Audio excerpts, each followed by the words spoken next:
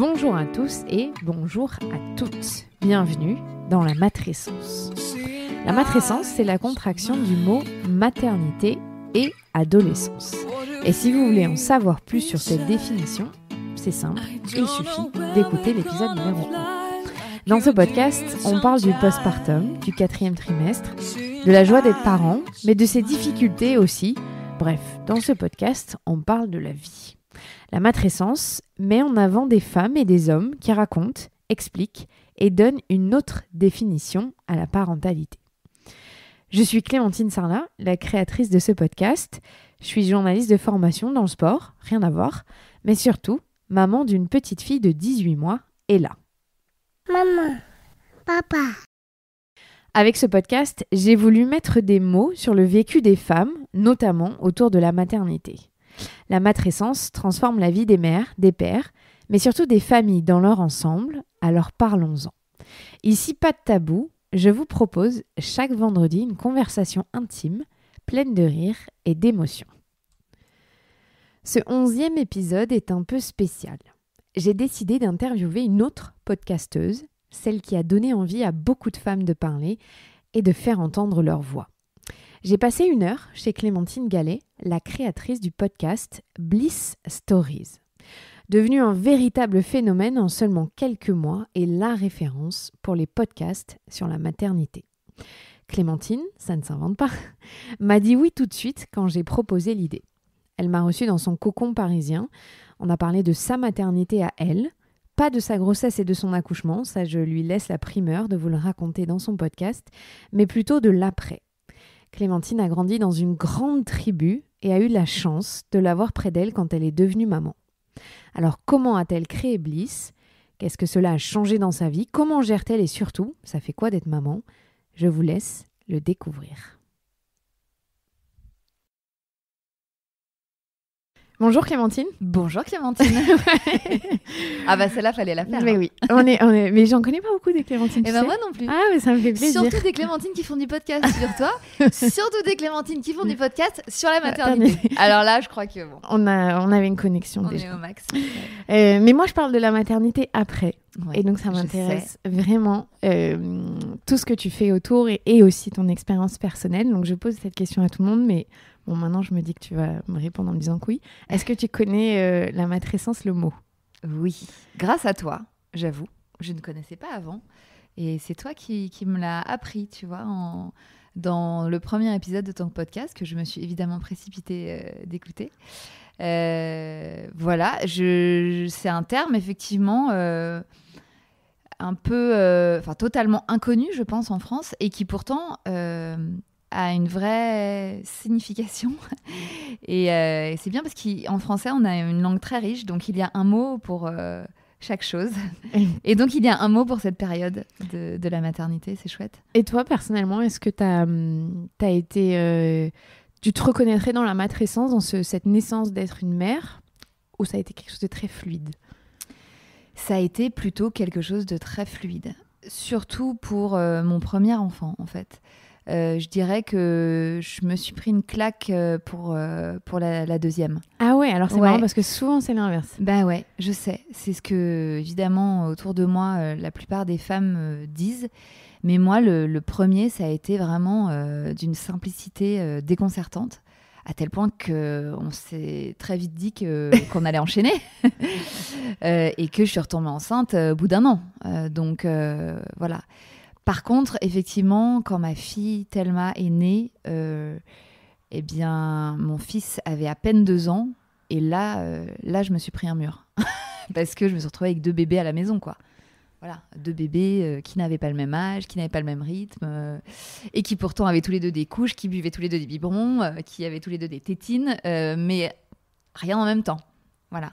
Et puis ça a correspondu à un moment de ma vie où j'ai commencé un nouveau boulot. Ma fille avait 3 mois et demi, 4 mois. Donc voilà, donc il a fallu la laisser tôt, la mettre à la crèche et en plus commencer un nouveau boulot avec plein de responsabilités. Donc voilà, le mélange des deux en fait a été très très chaud à gérer. Je pense que j'aurais pas commencé ce nouveau boulot, ça aurait été différent. Mais j'ai décidé de tout faire en même temps. Ah oui, non, donc quand même, quand on parle de la matrescence, on parle de ce changement d'identité, le fait qu'on doit un peu faire un deuil de la vie qu'on avait avant d'être maman, qui est un peu obligatoire, parce que de toute façon, dans l'organisation de la vie. Ouais. Donc toi, tu l'as transformé finalement, parce que tu as commencé une nouvelle identité de toute façon, parce que tu commences un nouveau job, c'est ça? Ouais, mais du coup, je pense que j'ai regretté, a posteriori, même si le boulot était génial et tout, mais de ne pas pouvoir profiter justement de cette deuxième maternité à fond, comme j'avais profité de la première. Parce que la première, j'avais pris 8 ou 9 mois off, vraiment pour profiter, quoi, pour savourer.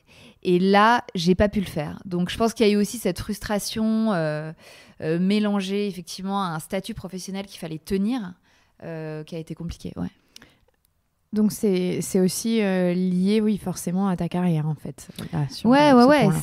C'était une double, comme tu disais, une nouvelle identité, mais double, quoi. Donc j'ai été maman pour la deuxième fois, donc j'étais vraiment mère de famille. Là, on pouvait dire que vraiment, là, ça commençait à devenir sérieux. Et en plus, fallait assurer au boulot. Avec des gens, une nouvelle équipe, des nouvelles responsabilités. Et voilà, comme toutes les femmes, on veut assurer sur tous les fronts. C'est très compliqué de tout faire. On pense qu'on est capable de beaucoup, et on est capable de beaucoup. Mais je dois dire que là, moi, j'ai été un petit peu ambitieuse, je pense. Un petit peu... j'ai pensé que je serais plus forte que je ne l'ai été. Et j'ai eu quelques mois compliqués. Ouais, tu l'as été finalement, parce que tu as réussi. Ouais, j'ai réussi, mais à force de... Voilà, ça m'a demandé beaucoup. Ça m'a coûté beaucoup à l'époque. Et ça t'a laissé une empreinte qui est là encore. Ouais, qui... Après, voilà, c'est comme ça, c'est la vie. Tout arrive souvent en même temps. Nouveau bébé, nouveau boulot, nouvelle perspective, nouvel environnement. C'est vrai, souvent... la maternité donne aussi beaucoup de force. Donc, on se sent capable de plein de choses. On est boosté par les hormones. On est en espèce d'euphorie. On a son bébé. C'est fantastique. Donc, on se sent un peu invincible. Et je pense que c'est pour ça aussi que beaucoup déchantent. Parce que après l'euphorie, tu retombes. C'est normal. Ça ne dure pas. Et... Après, ça revient, il y a des phases, c'est des vagues. Mais voilà, et puis voilà, je pense que quand on sort d'un congé maternité, comme je disais, on a envie de retrouver une vie aussi, une vie sociale, une vie professionnelle. Donc voilà, une vie de femme. Donc on s'y jette comme ça, à corps perdu, en oubliant quand même qu'on a un bébé qui ne fait pas ses nuits à la maison. Donc on est fatigué, et on n'est peut-être pas encore prête, ça dépend de chacune, évidemment. Ouais. Est-ce que tu as senti que pendant tes grossesses, tu étais bien informée sur le après? Pas du tout. Non. Ça vraiment... c'est aussi pour ça que j'ai voulu lancer mon podcast. C'est parce que moi, j'y suis allée, mais vraiment... dans un flou artistique, mais total. Et heureusement, j'ai eu de la chance, ça s'est bien passé. Ouais. Bon, mais je me dis, rétrospectivement, si, mais ça aurait été la cata. Parce que franchement, non, j'avais très peu d'infos. J'ai une maman qui a fait 4 enfants, mais alors vraiment dans une totale décontraction, et alors sans se poser trop de questions, et du coup, comme elle, ça lui a paru très simple, elle m'a pas spécialement informée ni alertée sur ce qui pouvait se passer. Oui, mais en même temps, ça veut dire que tu avais confiance en toi, de mais dire voilà, ça j'avais pouvait une être grande simple. confiance. Ouais. C'est aussi beaucoup, on le sait aujourd'hui par les études, que c'est transmis aussi par nos parents. Donc, ouais, c'est vrai. Il faut les deux, en gros. Faut être éduqué pour avoir des choix, mais il faut aussi se dire ça va aller. Non, mais la confiance, c'est génial, mais c'est d'autant plus génial quand ça se passe bien. C'est-à-dire que vraiment, il y aurait eu le moindre souci, je pense que je serais tombée de très haut, pour le coup. Tu vois, comme j'avais pas spécialement d'autres scénarios possibles en tête, j'aurais... T'aurais pas été préparée. J'aurais pas été préparée, non, c'est sûr. Et qu'est-ce qui fait que justement ça s'est bien déroulé? Parce que ton mari, ton conjoint, je sais pas si vous êtes mariés. Non, on n'est pas mariés. Voilà, ton conjoint était très présent, parce que tu as eu la famille autour, parce qu'on sait aujourd'hui c'est très important l'environnement. Qu'est-ce que tu avais mis en place ou pas pour que ça se passe bien? Ouais, moi je pense que les deux, en fait. Mon conjoint a été très, très, très sur le coup. Ça se dit pas, mais mon conjoint a été vraiment sur le coup. Et puis, moi je viens d'une famille où il y a beaucoup de femmes. Moi je suis l'aînée d'une fratrie de 4. J'ai 2 sœurs, une mère une mère de qui je suis très proche.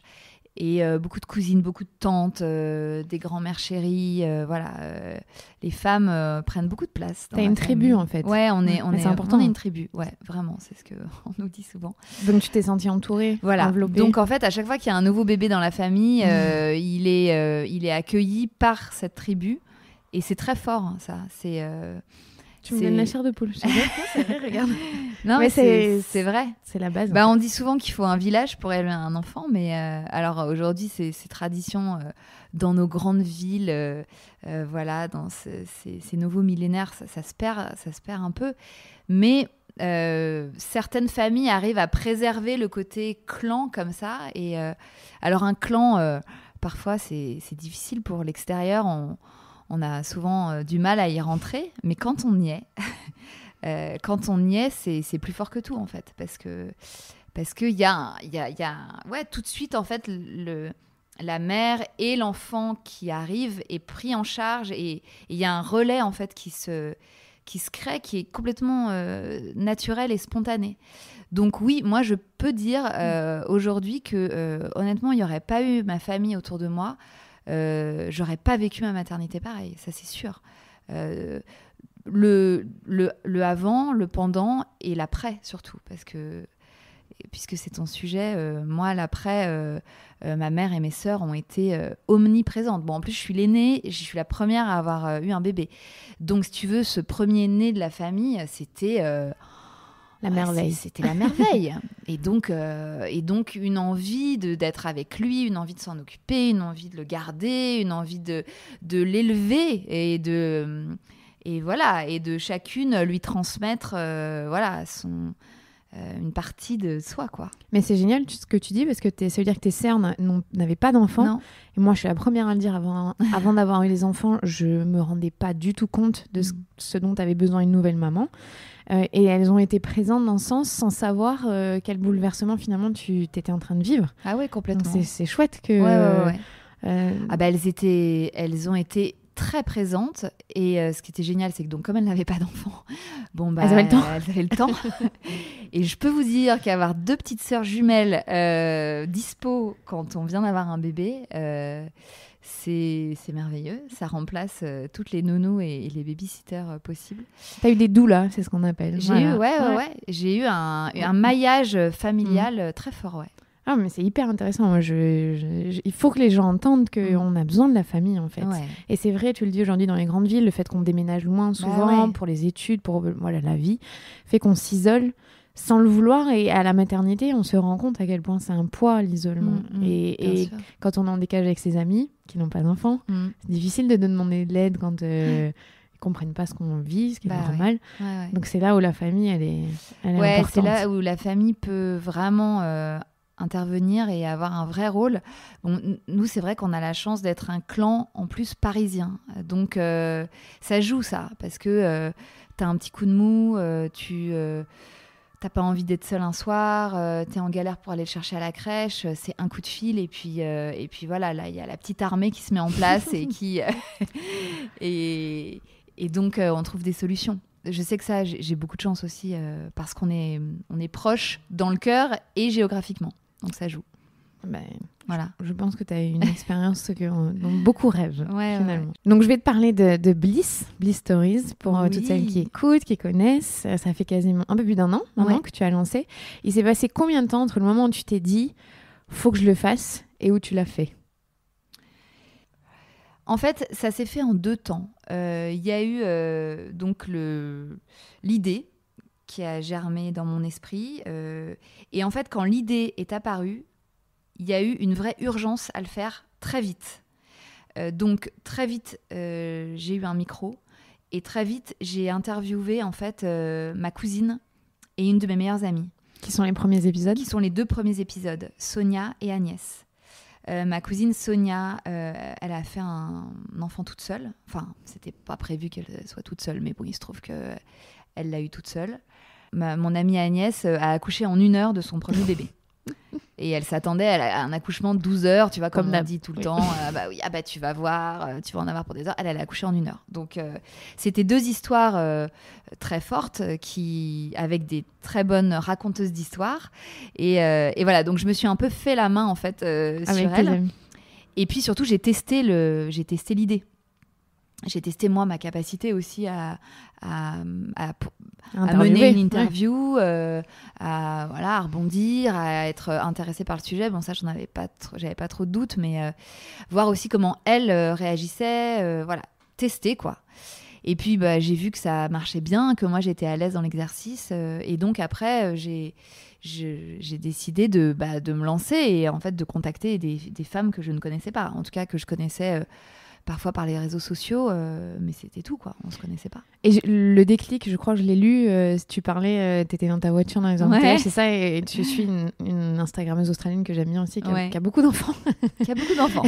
Courtney, si tu m'entends, un jour, je vais venir t'interviewer. Sache-le. Elle a un très joli compte Instagram. Et tu t'es dit, mais c'est vrai, la personnification, la voix, l'intimité qu'on peut avoir dans un podcast, c'est magnifique, on est d'accord toutes les deux. Ouais, je pense que ça, ton je n'ai pas à te convaincre de ça. Oui, c'est vrai que j'ai eu cette épiphanie dans ma voiture. Mais vraiment, enfin, je le raconte souvent parce que ça a été très fort. Enfin, il y a eu un truc, tu sais, comme si j'avais été frappée par... par la foudre, par un coup de foudre de concept, en fait, où je me suis dit, mon Dieu, mais c'est extraordinaire, en fait, la puissance de la voix au service de ces sujets de l'intime, en fait.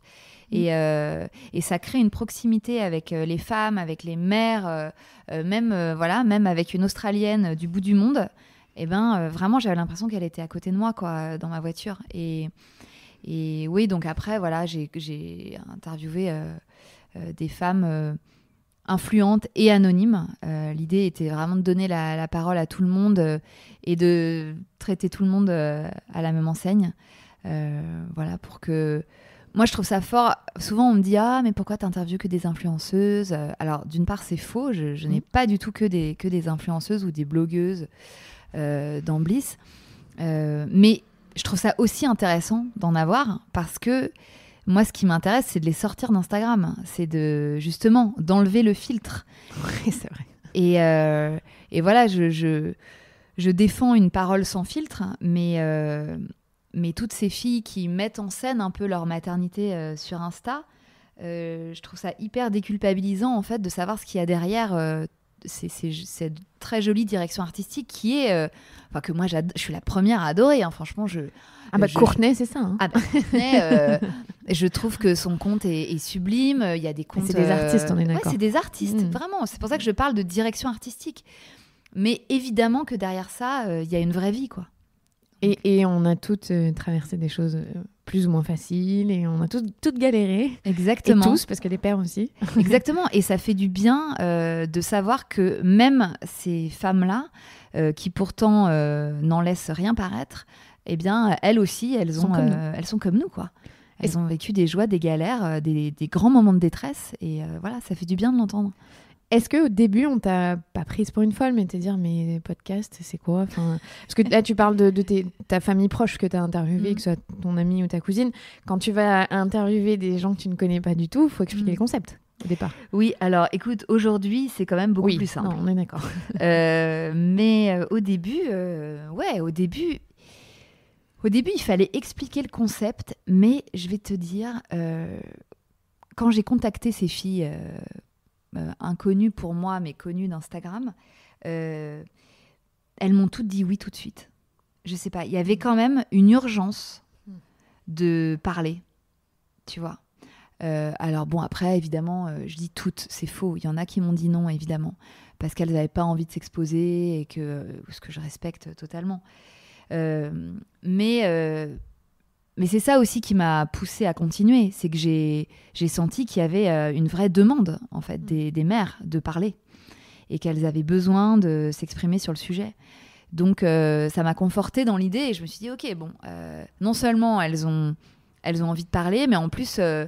elles sont OK sur ce principe de podcast où on met la parole à nu, quoi, où on se dévoile, vraiment. Et toi, personnellement, est-ce que tu as appris des choses sur toi-même aussi, de te dire « Ah, mais en fait, moi aussi, j'ai vécu ça, je m'en souvenais pas » ou ça t'a renvoyé aussi un peu à ta propre expérience ? Ouais, bien sûr. Bah, chaque histoire, honnêtement, résonne à un moment, résonne en chacune d'entre nous, je pense. Enfin, en tout cas, moi, c'est ce que je ressens à chaque fois, et c'est ce que mes auditrices me disent aussi, et c'est ça qui est magique, en fait. C'est que c'est des histoires très personnelles, mais qui, en fait, dans lesquelles tu peux piocher, en fait, un petit bout de ta propre expérience. Et bien sûr, à chaque fois, ça... soit j'apprends des choses, évidemment, j'apprends plein de choses, parce qu'on a toutes des histoires différentes, et que j'écoute des histoires hallucinantes de vie. Enfin, franchement, des parcours complexes, des histoires de vie incroyables, des filles avec une force de vie et de persévérance et de résilience incroyable. Donc ça m'apprend beaucoup. J'apprends aussi beaucoup sur je sais pas, genre les techniques de PMA. Enfin, tu vois, moi, je suis pas médecin, donc tout ça, c'était l'inconnu pour moi. J'avais des connaissances basiques, disons, mais voilà. Donc c'est bien, toi qui avais été dans le flou artistique. Ouais. Ah bah là, là, je commence à être très, très, très calée sur le sujet. Qu'est-ce qui t'a le plus marqué dans l'engouement qu'il y a eu autour de Bliss ? Parce que ce que je disais, hein, ça fait qu'1 an, mais aujourd'hui, tu as des audiences, c'est incroyable. Donc, c'est que vraiment, il y a quelque chose. Ouais. En fait, ce qui est fou dans cette aventure de Bliss Stories, c'est que, à la base, je l'ai fait pour moi. Je l'ai fait parce que j'étais curieuse, parce que j'adore écouter. Globalement, j'adore écouter l'autre. Donc là, écouter les femmes parler du sujet de la maternité qui me passionne depuis toujours, c'était vraiment du plaisir pour moi. Donc ce qui est génial, c'est qu'un besoin et une curiosité personnelle ont en fait répondu à un besoin collectif. Donc ça, c'était génial. Je me doutais bien qu'il y avait un créneau, hein, que les femmes avaient besoin de parler. Honnêtement, je ne m'attendais pas à ça, c'est sûr. Quand j'ai démarré Bliss il y a 1 an, jamais j'aurais pensé dépasser le 1 million d'écoutes en 1 an. Jamais, jamais, jamais. Donc c'est merveilleux, c'est une très belle aventure qui prend aujourd'hui beaucoup de place dans ma vie, beaucoup plus que ce que j'avais prévu. Et c'est vraiment la belle histoire, quoi. C'est la belle histoire. Et tous les messages et tous les témoignages et tous les remerciements que je reçois quotidiennement me font tellement de bien et me foutent tellement la chair de poule. Tu vois, tu disais que tu l'avais tout à l'heure en m'écoutant, mais moi, c'est en lisant des messages qu'elle m'envoie et des longs mails de remerciements, ou même parfois elles me racontent leur histoire et elles me disent à la fin, écoute, je ne sais pas si mon histoire pourra faire l'objet d'un épisode, mais en fait rien que de te l'avoir écrit, ça me fait du bien. Rien que de savoir que tu vas le lire, ça me fait du bien. Et j'ai l'impression, c'est merveilleux en fait de se sentir utile dans la vie. On rêve tous de ça, que notre métier, que notre passion soit en plus utile aux autres. Là, il se trouve que ça l'est, et franchement, c'est ma plus belle récompense. C'est marrant, ça fait écho ce que tu dis, parce que et toi et moi, on vient du même milieu, c'est-à-dire on travaille dans le milieu de la télé. Ouais. On s'appelle Clémentine. Non. Mais c'est vrai que parfois, dans l'imaginaire des gens, la télé, c'est futile, on n'apporte pas notre pierre à l'édifice, je sais pas. Donc c'est vrai qu'aujourd'hui, notre génération, on est dans une quête de sens, on a envie d'apporter des choses, d'avoir l'impression qu'on sert à quelque chose. Et c'est vrai que ça fait écho en moi, ce que tu dis, de dire que tu te sens utile en faisant ça. Ouais, de donner du sens à sa vie et à sa vie professionnelle. Aujourd'hui, effectivement, c'est un terme qu'on entend beaucoup, faire sens, donner du sens. Bon, alors il y en a beaucoup qui s'investissent dans le social ou dans l'entrepreneuriat social ou dans l'écologie ou dans tout ça. C'est des combats en fait. Chacun trouve son petit combat et comment il peut le mener en fait à son échelle. Moi, j'ai trouvé ce combat-là et cette envie de libérer la parole des femmes. Donc je continue, parce qu'en fait, je ne peux plus m'arrêter. Non, mais vraiment. Alors, tu travailles en télé, je te disais, on est dans le même milieu, et ton entreprise fait en sorte, c'est ça, tu as trouvé un accord pour pouvoir jongler avec les deux ? Oui, absolument. En fait, je me suis libérée, ils m'ont libérée une journée par semaine pour que je puisse me consacrer à mon podcast, à Bliss Stories. Et franchement, ils ont été assez formidables parce que il n'y a pas eu tellement de débats, en fait. Ils ont senti, je pense aussi, que c'était important pour moi et qu'il fallait que j'ai plus de temps pour continuer ce projet. Mais ils l'ont fait quand tu as passé 1 million d'écoutes ou avant, quand même ? Avant, bien avant. Bien avant, mais parce que j'étais déjà habitée par le projet, en fait. Et je pense que quand tu as un projet auquel tu crois et que ton employeur sent que c'est... que c'est ça vital. Que c'est vital, ouais. C'est un mot fort, mais c'est presque ça, ouais. En tout cas, que t'es porté par ton projet. Donc, quand t'as un employeur intelligent en face de toi, normalement... S'il veut te garder. Et faire en sorte que tu sois épanoui, eh bien, il te l'accorde, ton jour off. Et comment tu fais aujourd'hui, parce que c'est un thème central pour moi dans ce podcast, pour jongler entre ta vie pro, t'en as 2, et ta vie perso? C'est un vaste sujet, et d'ailleurs, la phrase que j'entends le plus en ce moment, c'est « Mais comment tu fais, en fait ? Comment tu fais ? Je comprends pas. » Alors, je fais comme je peux, honnêtement, j'ai pas de recette miracle. Je suis très organisée.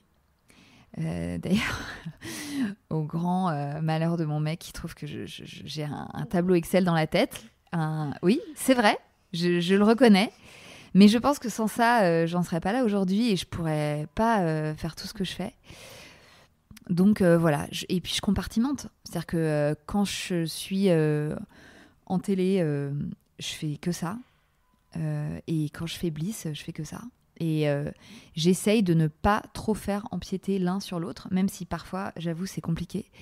Mais voilà, je réponds à mes mails Bliss pendant la pause déj, ou le matin avant d'aller au boulot, ou le soir après être rentrée du boulot. Et avec tes enfants ? Et mes enfants, je les vois... je les vois, en fait, non, mais je les vois comme avant. Je les vois comme avant. C'est mes amis que je vois moins. Parce qu'à un moment, faut sacrifier quelque chose. Ouais. Non, mais je n'ai rien sacrifié. C'est juste que... Tu fais des choix. Ouais, je fais des choix et je sais que c'est temporaire, en tout cas. J'espère réussir à m'organiser autrement et à libérer plus de temps dans les mois qui viennent. Mais c'est vrai que je dors moins, par exemple. Je me couche beaucoup plus tard. Je fais du montage jusqu'à 2h du mat. Si on t'avait dit il y a 2 ans que tu passerais des soirées... Oui, en fait, c'est vraiment pour ça qu'il faut aimer ce qu'on fait, parce que... C'est là où on peut faire des sacrifices. Ouais, parce que moi, les heures que je passe à monter mes épisodes ou à enregistrer les femmes que j'enregistre, je les compte pas, ces heures. Honnêtement, c'est du plaisir. Le danger, c'est quand ça devient trop contraignant. Voilà. Donc, il faut essayer de faire en sorte pour que ça reste du plaisir. Parce que je pense que si tu perds le plaisir... ton projet, il perd de sa saveur. Voilà.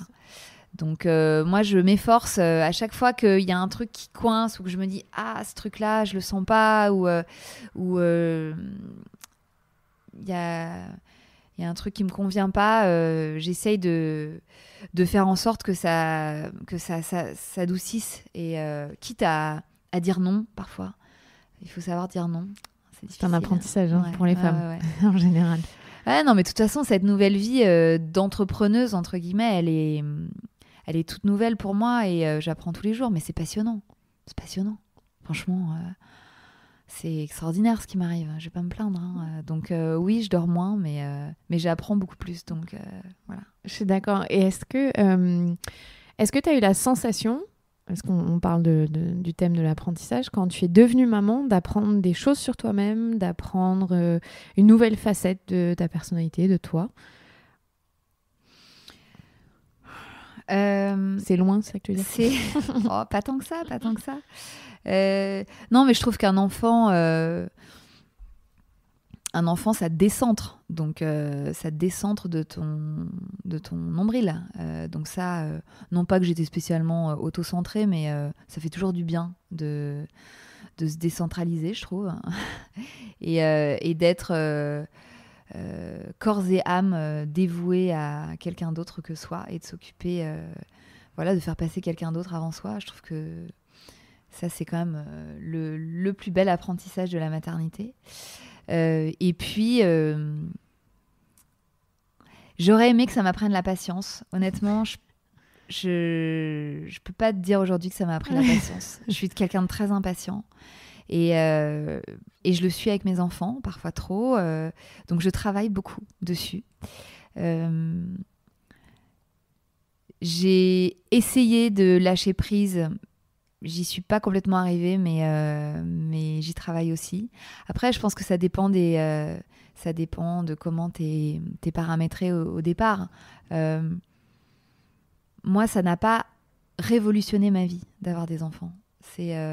C'était un truc tellement évident, en fait, que quelque part, je me projetais déjà avec des enfants, tu vois. Donc, t'as pas un avant-après, en fait? J'ai pas un avant-après très bouleversant. Tant mieux, c'est-à-dire que ça arrive aussi. Ouais, ça arrive. Ah bah ouais, heureusement.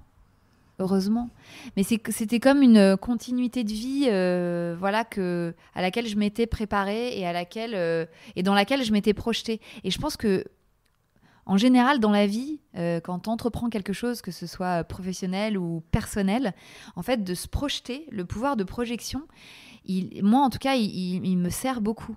C'est-à-dire que du coup, quand je me retrouve dans la situation, j'ai l'impression quelque part de l'avoir tellement anticipé que j'arrive à trouver les outils, pas tous évidemment, mais j'arrive à trouver certains outils pour la vivre sur le moment. Mais finalement, ce que tu disais au début, que tu avais un peu vécu ça comme un flou artistique, tu t'es pas trop intéressée, mais tu avais fait un travail finalement, parce que toi, d'un ton côté, c'était ta façon de faire les choses, de te projeter. Ouais, mais donc, en fait, cette projection, elle vient, je pense, En fait, cette projection, je pense qu'elle vient de mon éducation et de ma culture familiale, encore une fois. Ah, mais tout le monde l'a pas. Mais tout le monde l'a pas. Ouais. Mais je sais pas comment te dire, il y a un truc de l'inné que j'avais en moi, je pense. Et c'est une chance, je te l'accorde. Mais du coup, en voyant les autres femmes de ma famille, c'est comme si je m'étais déjà projetée dans ma maternité, quelque part. Et est-ce qu'avec Bliss, tu as eu des moments beaucoup plus forts que d'autres? Parce que je veux pas que on se dise que les histoires, il y en a qui sont banales ou pas, mais est-ce qu'il y a des choses qui, toi, parce qu'elles te renvoient à quelque chose de très personnel ou pas, t'ont le plus ému ou En fait, les histoires me cueillent souvent. Je les connais dans les grandes lignes avant de me retrouver en face des femmes que j'interviewe, mais je fais exprès de pas trop en savoir pour me laisser surprendre.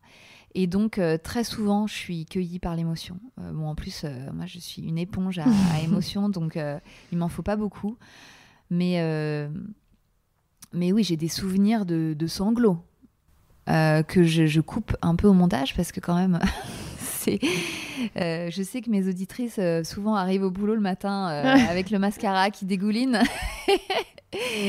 parce que c'est de l'émotion pure et que quand on voit quand on a en face de soi une maman qui se replonge dans son histoire et qui revit vraiment, elle revive l'instant, c'est très fort. On est embarqué en fait, on est complètement embarqué. Enfin, moi en tout cas je le suis. C'est comme un voyage avec elle où on replonge dans son histoire personnelle et moi j'ai l'impression de la vivre avec elle, quoi. Donc après il y a des sujets évidemment plus difficiles à écouter que d'autres. Il y a certains épisodes, certains entretiens dont je suis ressortie complètement vidée, à force d'avoir absorbé l'émotion de l'autre. Voilà, mais donc parfois il me faut un petit temps pour redescendre. Mais c'est fantastique. C'est fantastique d'arriver à rentrer comme ça dans l'intime à ce point-là. Moi, ça me passionne. Ça me fait penser que tu parlais de la tribu de ta famille, et c'est vrai qu'autour de ça, de Bliss, des podcasts, tu es en train de créer aussi une autre tribu de femmes. C'est vrai. C'est beau, non? Enfin, Ouais, je trouve qu'on vivait un peu tous dans un monde de réseaux sociaux, derrière son écran. Les femmes, on est plutôt élevées dans la culture aujourd'hui à se tirer dans les pattes plutôt que d'essayer de s'aider et de se comprendre. Ouais. Et de voir... Enfin, moi, ça me touche quand je vois autour de ces histoires tout l'engouement qu'il y a et Ah ouais, ça c'est... la compassion. Ouais. C'est vrai que en plus de toutes ces rencontres que je fais à travers mes épisodes, je suis en train de créer une vraie communauté sur Instagram qui est bienveillante, qui est très bienveillante, qui est très forte, qui est très attentive. Et c'est vrai que je découvre, moi, tout ce milieu des réseaux sociaux. Enfin, moi, j'étais de l'autre côté. Moi, je suivais, en fait, je suivais les communautés comme ça avant. Et là, aujourd'hui, d'avoir réussi à créer la mienne, c'est vrai que c'est fort. Et aujourd'hui, on est 15 000. Et quand je me dis que quand je poste un truc sur Insta, ça arrive potentiellement, ça atteint 15 000 personnes. Je trouve ça dingue, en fait. Et je trouve ça génial, mais ça responsabilise aussi vachement, parce que, tu peux plus non plus... Enfin, c'est vrai que... Comment dire ? Aujourd'hui, ces femmes-là, elles sont... j'ai l'impression que c'est 15 000 copines, en fait. Et elles attendent, t'as l'impression qu'il y a une attente autour de ça aussi ? Ouais, il y a une attente dans le sens où faut pas que je m'arrête, ça c'est sûr. Donc, elles me disent souvent, surtout t'arrêtes pas, promets-moi que tu continues. Et j'aurais tellement aimé t'entendre pendant ma première grossesse, et maintenant je le conseille à toutes mes amies. Et, donc, c'est vrai que je suis vraiment portée par... elles me portent depuis le début. Et donc, pour elles, et pour moi évidemment, mais beaucoup pour elles, je m'interdis de laisser tomber. De laisser tomber, évidemment, et surtout de ralentir. De ralentir le rythme, pardon. Donc, ouais, c'est très fort.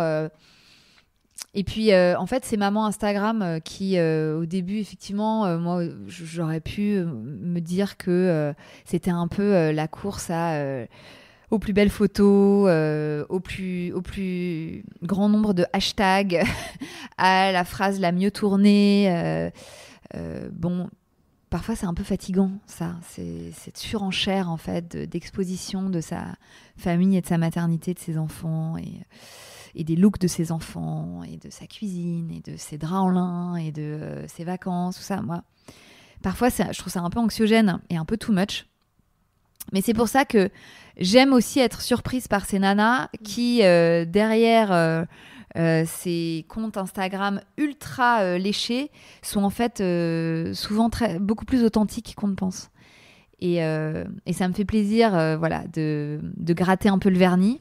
Et c'est vrai que de voir la communauté grandir, ça rajoute des copines, quoi. Ça rajoute des nanas avec qui parler, et j'adore ça, quoi. C'est génial. En fait, c'est puissant. En fait, c'est vrai, avec le podcast, tu remets l'humain au centre.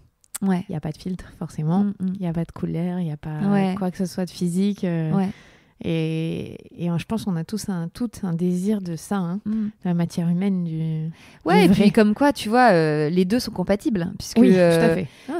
j'ai réussi à mettre de l'humain dans Instagram. Bon, je suis pas du tout la seule, il y en a plein qui arrivent très bien à le faire, mais en tout cas, à mettre de l'audio, de la parole vraiment sans filtre et vrai, et de la vraie vie, où on se dit les vraies choses de la vraie vie, dans un monde artistique. Un monde qui est plutôt artistique, ouais. C'est vrai. Et qui pourrait être plutôt superficiel. Alors que là, dans Bliss Stories, on est à l'inverse de ça. On peut pas. On est dans l'authentique pur, ouais. Pour terminer, Comment est-ce que tu vois l'évolution autour de Bliss ? J'imagine que tu as plein de projets. Moi, je ne suis pas obligée de dévoiler. Ou tu peux faire du teasing, vas-y. Mais, parce que j'imagine que tu n'avais pas de vision au départ. Maintenant que ça a pris de l'ampleur, tu dois devoir t'organiser. Ouais, donc, j'en ai une un peu plus précise aujourd'hui, évidemment.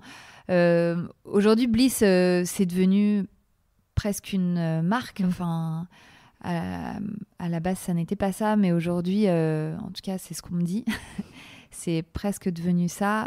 Après, moi, j'ai pas envie de devenir une femme sandwich, voilà, à trop promouvoir voilà, telle ou telle marque. En tout cas, les marques dont je fais la promotion sur mon podcast sont des marques avec lesquelles j'ai des affinités et avec lesquelles je partage des valeurs et surtout que j'ai envie de faire découvrir à ma communauté. Donc oui, aujourd'hui, ce qui est génial, c'est que comme mes audiences sont fortes, les marques commencent à s'intéresser à cette petite niche. Et donc voilà, là, aujourd'hui, j'ai envie de faire grandir tout ça, de faire grandir Bliss, de le faire évoluer. J'ai plein d'idées, j'ai plein d'envies. Il va se passer plein de choses, ça, c'est sûr. Tu peux en dire une ? S'il y en a plein ? Non, je peux pas. Non, honnêtement, j'aimerais bien te donner une exclue, mais je peux pas. Putain, je croyais que j'étais une bonne intervieweuse. Et non. Enfin, oui, t'es une bonne intervieweuse, mais aujourd'hui, je peux pas. Ce serait trop prématuré. Mais en tout cas, ouais. Il y a des choses intéressantes. Il y a d'autres choses qui arrivent et voilà. Et cette communauté Bliss, j'espère, va grandir encore plus et j'espère que l'information j'espère que l'information sur la grossesse, sur l'accouchement, sur le postpartum, à travers voilà, tout ce qu'on fait, puisque toi, tu t'y mets aussi, et je trouve ça formidable, voilà, que de plus en plus de voix communiquent autour de ça.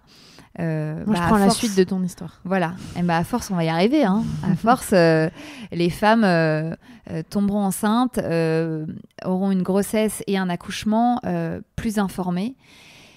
Et un postpartum aussi plus riche en informations. Et même si on ne pourra jamais répondre à tous les cas de figure, au moins, on aura apporté notre pierre à l'édifice, quoi. Et ça, c'est ce qu'il y a de plus important.